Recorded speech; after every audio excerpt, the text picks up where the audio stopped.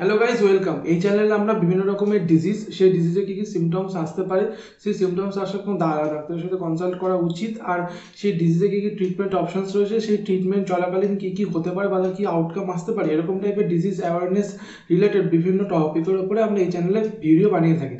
যদি তোমাদের এরকম টাইপের ভিডিও বা এরকম টাইপের কন্টেন্ট ভালো লাগে তাহলে কিন্তু তোমরা অবভিয়াসলি আমার চ্যানেলটিকে সাবস্ক্রাইব করে বেল আইকনটি ক্লিক করে অল করে দেবে, আর এই ভিডিওটিকে এখনই একটা লাইক করে দেবে, কারণ তোমাদের লাইক পেলে আমি খুব মোটিভেটেড হই।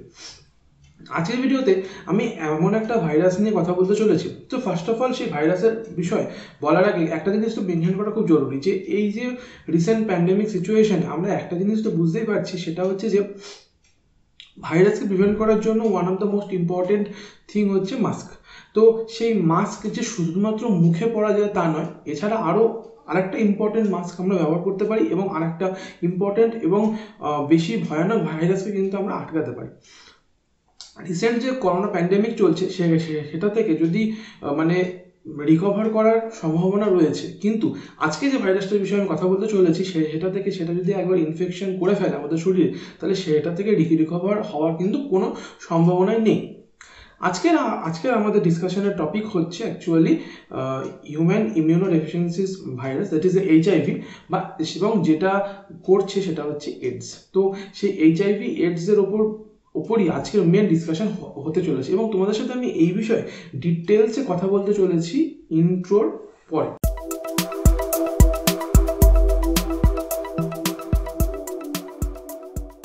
হে হোয়াটসঅ্যাপ গাইজ, তোমরা দেখছো পল মেডিকো। আজকের ভিডিওতে আমরা HIV এইডস নিয়ে কথা বলতে চলেছি। HIV বা এইডস এই বর্তমানে এই মুহূর্তে আমাদের পুরো পৃথিবীতে কিন্তু প্যান্ডেমিক, কারণ এটা শুধুমাত্র একটা নির্দিষ্ট দেশের মধ্যে নেই, সমস্ত দেশের মধ্যেই কিন্তু এটা বর্তমানে ছড়িয়ে রয়েছে, এবং এই রোগটাকে আটকানো বা প্রিভেন্ট করাটা হচ্ছে কি একমাত্র উপায় এই রোগ থেকে বাঁচার, কারণ এর বিরুদ্ধে এখনো পর্যন্ত কোনো ভ্যাকসিন কিন্তু সেরকমভাবে আবিষ্কার হয়নি।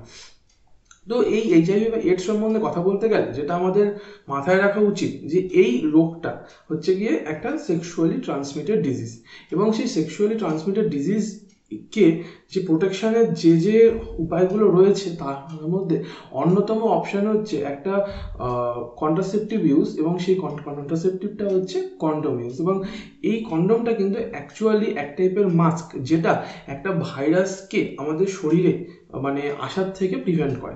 এবং সাধারণত এই সেক্সুয়ালি ট্রান্সমিটেড ডিজিজটা কিন্তু শুধুমাত্র যে হচ্ছে গিয়ে মানে যে কোনো জায়গায় মানে সেক্সুয়াল অ্যাক্টের মাধ্যমেই ছড়ায় তা নয়, এটার ছড়ানোর জন্য কিন্তু আরও অনেক রুট রয়েছে।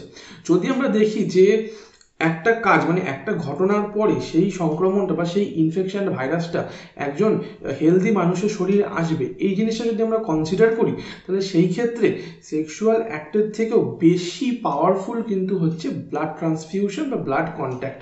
তো ব্লাড কন্ট্যাক্টের দিক থেকে দেখতে গেলে অনেক মাধ্যমে ব্লাড কন্ট্যাক্টে আসে, মানে ব্লাডের কন্ট্যাক্টে ভাইরাসটা আসতে পারে। একটা হচ্ছে ব্লাড ট্রান্সফিউশন, যদি কারো রক্তের প্রয়োজন হয় তাকে রক্ত দেওয়া হয়েছে, যদি এবং সেই রক্ত যে দেওয়া হচ্ছে সেই রক্তটা যদি HIV থেকে মুক্ত না হয়, তাহলে যে মানুষটা পাচ্ছে তার HIV হওয়ার সম্ভাবনা রয়েছে। যারা ইনজেকশন ড্রাগ ইউজার্স, মানে যারা হচ্ছে গিয়ে ইনজেকশন করে শরীরে ড্রাগ নেয় ইললিগালি, তাদের মাধ্যমে বা এবং সেই সময় তারা যখন যে ইনজেকশনের সিরিঞ্জটা ব্যবহার করছে সেই নিডলটা যদি তারা দুজনের মধ্যে শেয়ার করে, তাহলে সেই ক্ষেত্রে কিন্তু HIV এর ইনফেকশন হওয়ার সম্ভাবনা রয়েছে। তো এই যে ব্লাড ট্রান্সফিউশন বা ব্লাডের মাধ্যমে যে ছড়ানো, সেটা কিন্তু খুব মানে ভালোভাবে এটা এফেক্ট করে। এবারে যদি আমরা দেখি যে সেক্সুয়ালি ট্রান্সমিশনের রেটটা, সেক্সুয়াল ট্রান্সমিশন কিন্তু মানে সেক্সুয়ালি এটা বেশি পরিমাণে ট্রান্সমিশন হয়, কিন্তু সেক্সুয়াল কন্ট্যাক্টের যে ভ্যারাইটিগুলো রয়েছে, like anal intercourse, oral intercourse বা নর্মাল হচ্ছে কি ভেজাইনাল ইন্টারকোর্স, তাহলে তার মধ্যে থেকে দেখা যায় যে এনাল ইন্টারকোর্স হচ্ছে কি সব থেকে বেশি পরিমাণে হচ্ছে কি এই ভাইরাসটাকে মানে ছড়ানোর জন্য দায়ী। ভ্যাজাইনাল ইন্টারকোর্সের ক্ষেত্রে বা হচ্ছে কি ওরাল ইন্টারকোর্সের ক্ষেত্রে কিন্তু এই ভাইরাসটা ছড়ানোর সম্ভাবনা কিন্তু থেকেই যায়, যেহেতু এটা সেক্সুয়াল ট্রান্সমিটেড ডিজিজ। তো সেই ক্ষেত্রে কন্ডোম ইউজ কিন্তু এই ডিজিজটাকে খুব সহজেই প্রিভেন্ট করতে পারে বা এটার প্রিভেনশনের জন্য দায়ী। এবার আসা যাক যে এই যে সেক্সুয়াল ট্রান্সমিটেড ডিজিজ, এটা কোন ক্ষেত্রে কন্ডোম ইউজ করাটা জরুরি। তো জেনারেলি এটা সেই ক্ষেত্রে প্রয়োজন যেখানে আমাদের যে সেক্সুয়াল পার্টনার রয়েছে তার সম্বন্ধে we don't have a lot of idea. মানে এমন আমাদের বর্তমান ডেভেলপিং বা ডেভেলপড কান্ট্রিতে যেটা দেখতে পাওয়া যায় যে সেখানে হচ্ছে গিয়ে আমাদের লাইফস্টাইল পরিবর্তন হচ্ছে এবং আগের যে লাইফস্টাইল ছিল তার থেকে আমাদের বর্তমানে যে লাইফস্টাইল এসেছে সেখানে কিন্তু সেক্সুয়াল পার্টনার খুব টাইম টু টাইম চেঞ্জ হয়ে থাকে এবং সেই কারণে কিন্তু হচ্ছে গিয়ে আমাদের যে সেক্সুয়াল পার্টনার রয়েছে তার সম্বন্ধে কিন্তু আমরা অনেক রকম ধারণা থাকে না। তো সেই জন্য এই ক্ষেত্রে কিন্তু ইনফেকশন হওয়ার সম্ভাবনা রয়েছে। যে পার্টনার ইনফেক্টেড তার থেকে আনইনফেক্টেড পার্টনারের মধ্যে ছড়ানোর সম্ভাবনা একটা ইম্পর্টেন্ট জিনিসের উপর ডিপেন্ড করে, সেটা হচ্ছে ট্রিটমেন্ট। তো এবারে এই এইচআইভির যে ট্রিটমেন্ট রয়েছে সেটা কিন্তু আমরা জেনারেলি কি হয়, যারা এইচআইভি ইনফেক্টেড তারা খুব বেশি পরিমাণে ডিমোটিভেটেড হয়ে যায় ট্রিটমেন্ট নেওয়ার থেকে। এটা কিন্তু খুব জরুরি যে এইচআইভি ট্রিটমেন্ট যদি নেওয়া হয় তাহলে কিন্তু মানে এইচআইভি ডিজিজটার অনেক স্টেজ রয়েছে, সেই স্টেজগুলোর মধ্যে প্রথম দিকে স্টেজে কিন্তু সেই ডিজিজটা একজন ইনফেক্টেড পার্সন থেকে আনইনফেক্টেড পার্সনের মধ্যে সেক্সুয়াল অ্যাক্টের মাধ্যমে ছড়ানোর সম্ভাবনা কিন্তু অনেকটাই কমিয়ে যায় এবং সেটা হচ্ছে গিয়ে পরীক্ষিতভাবে সত্য।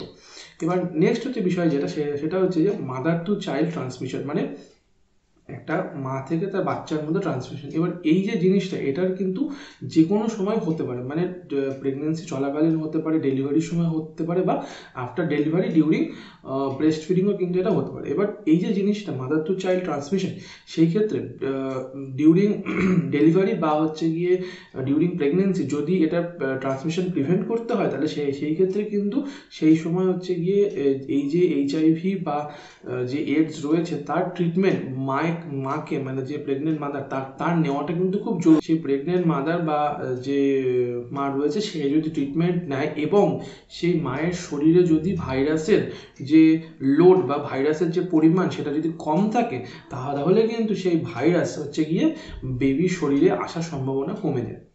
নেক্সট হচ্ছে যে যখন বেবি ডেলিভার হয়ে যাচ্ছে তারপরে কিন্তু বেবিকেও কিন্তু ট্রিটমেন্ট নিতে হবে এবং মাকেও কিন্তু ট্রিটমেন্ট কন্টিনিউ করে যেতে হবে টিল হার লাইফ, যাতে ইনফেকশন না হয়। এবারে আসা যাক ব্রেস্ট ফিডিংয়ের ক্ষেত্রে। ব্রেস্ট ফিডিংয়ের ক্ষেত্রে যদি আমাদের কাছে দুটো অপশান রয়েছে, আইদার আমাদেরকে এক্সক্লুসিভলি ব্রেস্ট ফিডিং করাতে হবে, মানে শুধুমাত্র ব্রেস্ট ফিডিংয়ের ওপরই বেবি হচ্ছে গিয়ে নিউট্রিশন ডিপেন্ড করবে, বা পুরোপুরি ব্রেস্ট ফিডিং ছেড়ে দিয়ে হচ্ছে গিয়ে যে সাপোর্টিভ ফুড আছে বা যে সাপ্লিমেন্টারি ফুড আছে তার উপর ডিপেন্ড করতে হবে। কিন্তু এখানে একটা মুশকিল হচ্ছে যে আমাদের ভারতের মতো ডেভেলপিং কান্ট্রিতে যেখানে হচ্ছে এখনো পর্যন্ত মানে বাচ্চার নিউট্রিশন পুরোপুরিভাবে ব্রেস্ট মিল্কের ওপরই ডিপেন্ড করে রয়েছে, কোনো রকম অ্যাডিশনাল এক্সেস মানে বাইরের খাবার সেই নিউট্রিশনকে রিপ্লেস করতে পারেনি ডিউ টু কস্ট। তো সেই কারণে কিন্তু আমাদেরকে এক্সক্লুসিভ ব্রেস্ট ফিডিংয়ের দিকে যেতে হবে। এটা দেখা গেছে যে মিক্সড ব্রেস্ট ফিডিং কিন্তু বাচ্চার ক্ষেত্রে এইচআইভি ইনফেকশনের রেটকে বাড়িয়ে দিয়েছে দেন এক্সক্লুসিভ ব্রেস্ট ফিডিং। এরপরে আসছে নেক্সট বিষয় সেটা হচ্ছে যে এই যে ডিজিজটা হলো এই ডিজিজের ক্ষেত্রে কিছু জিনিস আমাদের মাথায় রাখা দরকার। সেটা হচ্ছে যে এই ডিজিজটা কি অনেক আর একটা ইম্পর্টেন্ট জিনিস সেটা হচ্ছে যে এই এইচআইভি ইনফেক্টেড পার্সনসের মধ্যে কতগুলো সিমটম হচ্ছে খুবই ইম্পর্টেন্ট। সেটা হচ্ছে আনএক্সপ্লেনড ওয়েট লস, মানে অলমোস্ট 10% ওয়েট লস হয়ে যাচ্ছে এক মাসের মধ্যে, আর তার সাথে হচ্ছে গিয়ে ডায়রিয়া, আনএক্সপ্লেন ডায়রিয়া, তার সাথে হচ্ছে আনএক্সপ্লেন ফিভার।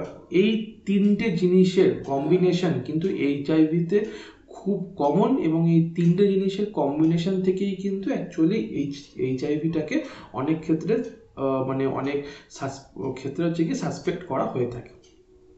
তো এই ক্ষেত্রে যেটা ইম্পর্টেন্ট যে এই যে ডিজিজটা হয়েছে সেটা যখন সবার প্রথমে একজন মানুষের শরীরে যখন ভাইরাসটা ঢুকছে তখন সবার ফার্স্টে সেই ভাইরাসটা কিন্তু যেটা করছে সেটা হচ্ছে যে একদম ফার্স্টে একটা ভাইরাল অ্যাটাক যেমন হলে যেমন সিমটমস আসে লাইক ফিভার, মানে জ্বর, গা হাত পা ব্যথা, গলার মধ্যে একটা খুসখুসে ভাব, কাশি ভাব, তার সাথে হচ্ছে গিয়ে সারা গায়ে র্যাশ বেরোনো, এরকম নর্মাল মানে একদম ভাইরাল একটা কোনো কিছু হলে যেরকম সিমটমস আসে সেরকমই আসে এবং সেটা কিন্তু 1 থেকে 2 সপ্তাহের মধ্যে আপনি সেরে যায়। এই যে প্রথম সিমটমটা এলো এটা হচ্ছে আমাদের বডির যে ইমিউনিটি বা প্রতিরোধ ক্ষমতা রয়েছে সেটা এই ভাইরাসের এগেনস্টে কাজ করছিল এবং অ্যাজ এ রেজাল্ট আমরা এই সিমটমগুলো পেয়েছিলাম। কিন্তু এটা যখন সেরে যাওয়ার পরে কিন্তু তারপরে যদি আনট্রিটেড পেশেন্ট থাকে তাহলে অলমোস্ট 10 বছর পর্যন্ত পেশেন্ট অ্যাসিমটোম্যাটিক বা কোনো রকম লক্ষণ ছাড়াই থাকতে পারে। আর যদি ট্রিটমেন্ট নিয়ে পেশেন্ট থাকে তাহলে অনেক দিন পর্যন্ত কিন্তু কোনো রকম লক্ষণ ছাড়াই পেশেন্ট থাকতে পারে। তবে তারপরে আমাদের শরীরের ইমিউনিটি কমতে শুরু করে। অ্যাকচুয়ালি এই যে ভাইরাস এইচআইভি রয়েছে, সেই ভাইরাসটা আমাদের শরীরে যে প্রতিরোধ ক্ষমতা সৃষ্টিকারী যে কোষগুলো বা যে সেলগুলো রয়েছে, সেই CD4 টি লিম্ফোসাইটগুলোকে কিন্তু সেই ভাইরাসটা অ্যাকচুয়ালি কমিয়ে দিতে থাকে এবং তার সংখ্যা আস্তে আস্তে কমতে থাকে। আমরা এই ডিজিজটার ক্ষেত্রে একটা অনেকগুলো স্টেজিং করি, তার মধ্যে থেকে একটা স্টেজ হচ্ছে স্টেজ 3। স্টেজ 3টা আমরা বলি যখন হচ্ছে এই CD4 টি লিম্ফোসাইটের কাউন্ট প্রতি মাইক্রোলিটারে, মানে প্রতি মাইক্রোলিটার ব্লাডে 200 খানা বা তার থেকে কম হয়ে গেছে। এই ক্ষেত্রে একটা জিনিস ইম্পর্টেন্ট, যে এই CD4 টি লিম্ফোসাইট কাউন্টের উপর ডিপেন্ড করে কিন্তু আমাদের শরীরে অনেক রকম ইনফেকশন আসতে শুরু করে, যেগুলো নর্মালি হচ্ছে কি আমাদের শরীরে ঢুকতে পারে না কারণ নর্মালি আমাদের শরীরে প্রতিরোধ ব্যবস্থা খুব ভালো থাকে। তো সেই ইনফেকশনগুলোকে বলা হচ্ছে অপরচুনিস্টিক ইনফেকশন। এই অপরচুনিস্টিক ইনফেকশনগুলো কিন্তু আমাদের শরীরকে আরও বেশি দুর্বল করে দেয় এবং মৃত্যুর জন্য কিন্তু এই অপরচুনিস্টিক ইনফেকশনগুলোই মেনলি দায়ী। আমাদের সারা শরীরে সমস্ত জায়গায় এই ইনফেকশন দ্বারা এফেক্টেড হতে পারে। অনেক রকম ইনফেকশন এই ক্ষেত্রে ইম্পর্টেন্ট হলেও একটা মোস্ট ইম্পর্টেন্ট ইনফেকশন যেটা শুধু আমাদের ইন্ডিয়ার জন্য আরও বেশি করে ইম্পর্টেন্ট, সেটা হচ্ছে টিবি আর এই এইচআইভি। এই দুটো ইনফেকশন হচ্ছে যেন ভাই ভাইয়ের মতো।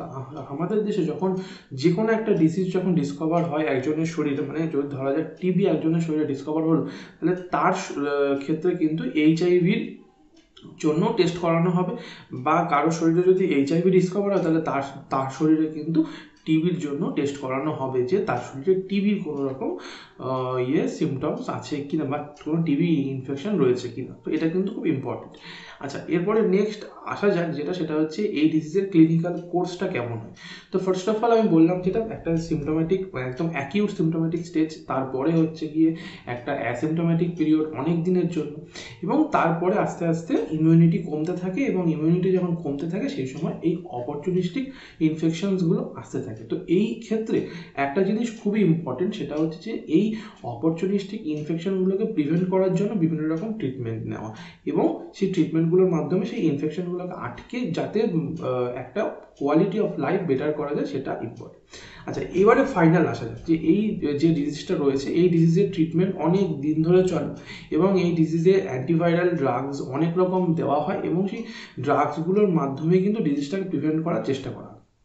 এখানে অনেকগুলো জিনিস মাথায় রাখার মতো কথা, যে এই ডিজিজটা হচ্ছে গিয়ে একটা খুব একটা প্রাইভেট ডিজিজ হয়ে গেছে আজকের দিনে, কিন্তু সেটা হওয়ার কথা নয়। বিকজ যে মানুষদের এইচআইভি বা এইডস রয়েছে তারা কিন্তু সমাজের মধ্যে থেকে একটা সমাজ থেকে বহিষ্কৃত হয়ে যায়, কারণ কিছু ভুল ধারণার জন্য, যে একজন এইচআইভি বা এইডস যার রয়েছে তার থেকে যে এইচআইভি ছড়ানোর সম্ভাবনা, সেটা কিন্তু শুধুমাত্র ব্লাড কন্ট্যাক্ট, মানে ব্লাডের কোনো স্যাম্পল যদি একজন হেলদি হিউম্যানের কন্ট্যাক্ট আসে, তাহলে সেই ক্ষেত্রে যদি কোনোভাবে হচ্ছে গিয়ে সেক্সুয়াল কন্ট্যাক্ট হয় তার সাথে, বা যদি কোনোভাবে সেই পেশেন্ট যে মানুষটা রয়েছে তার থেকে যদি হচ্ছে গিয়ে কোনো রকম স্যালাইভা বা আইয়ের কোনো চোখের কোনো ফ্লুইডের কন্ট্যাক্টে আসে, সেই ক্ষেত্রে কিন্তু এটা হয় না। স্যালাইভা বা হচ্ছে গিয়ে চোখের ফ্লুইডের মধ্যে কিন্তু, বা এমনি স্কিন কন্ট্যাক্টের মাধ্যমে যদি আসে, তাহলে সেই ক্ষেত্রে কিন্তু কোনোভাবে এইচআইভিটা একজন হেলদি থেকে, একজন ইনফেক্টেড পার্সন থেকে হেলদি পার্সনের মধ্যে আসে না। অনেক সময় যে ম্যারিড যারা পার্সন রয়েছে তাদের ক্ষেত্রেও কিন্তু এইচআইভি ইনফেকশন দেখা যায়।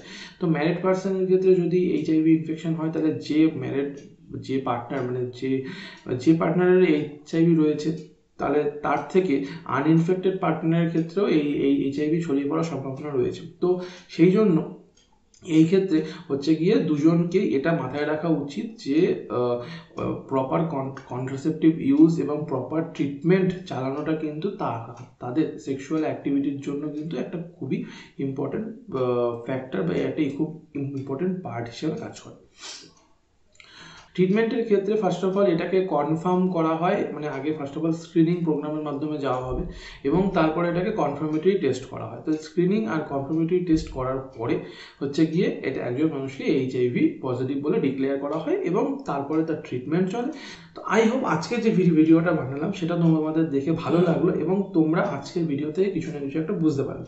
তো তোমরা আজ এই ভিডিওটিকে অবভিয়াসলি একটা লাইক করে দাও আর নিচে কমেন্ট করে জানাও যে তোমাদের এই ভিডিওটা কেমন লাগলো, আর আমার চ্যানেলটিকে সাবস্ক্রাইব করে নাও আর তার সাথে ভিডিওটি শেয়ার করে দাও তাদের সাথে যারা হচ্ছে গিয়ে এই এইচআইভি বা এইডসের সাথে লড়ছে এবং বা তাদের ফ্যামিলি মেম্বারসদের সাথে বা তাদের যারা হচ্ছে গিয়ে রিলেটিভস বা যারা কলিগস যাদের সাথে তারা কাজ করছে এদের মধ্যে শেয়ার করবে, যাতে তারা এই জিনিসটা সম্বন্ধে ভালো করে বুঝতে পারে এবং সেই এইচআইভি ইনফেক্টেড পার্সনসের যাতে লাইফ অনেক বেশি বেটার হয়।